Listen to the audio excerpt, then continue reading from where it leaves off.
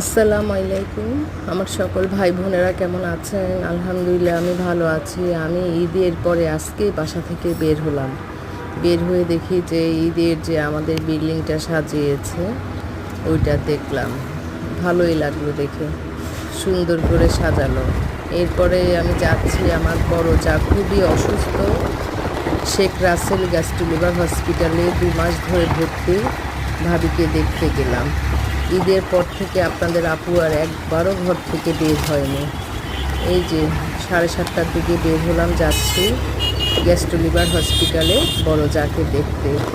খুবই অসুস্থ, সবাই আমার জায়ের জন্য দোয়া করবেন। খুবই সুন্দর হসপিটালটা, খুবই ভালো। আজকে উনি 2 মাস থেকে হসপিটালে ভর্তি। বড় যাকে দেখতে যাচ্ছি আপনাদের ভাইয়াকে নিয়ে, আমি আর আপনাদের ভাইয়া যাচ্ছি হসপিটালে। এই যে ঢুকলাম হসপিটালে, ভালোই, হসপিটালটা অনেক সুন্দর। অনেকবার গিয়েছি, কখনো অবশ্য ভিডিও করা আমার হয়নি। আমার ভিডিও যদি আপনাদের ভালো লেগে থাকে অবশ্যই একটু সাবস্ক্রাইব করে দিবেন, বেল আইকনটি বাজিয়ে দিবেন।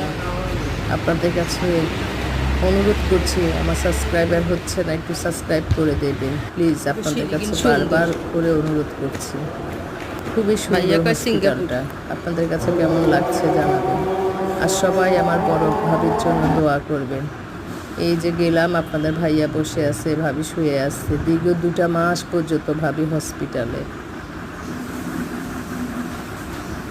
তো সবাই সুস্থ সুন্দর থাকবেন, ভালো থাকবেন, আর আপনাদের বোনের জন্য দোয়া করবেন। আল্লাহ যেন সবাইকে ভালো রাখুক, আমিও দোয়া করি।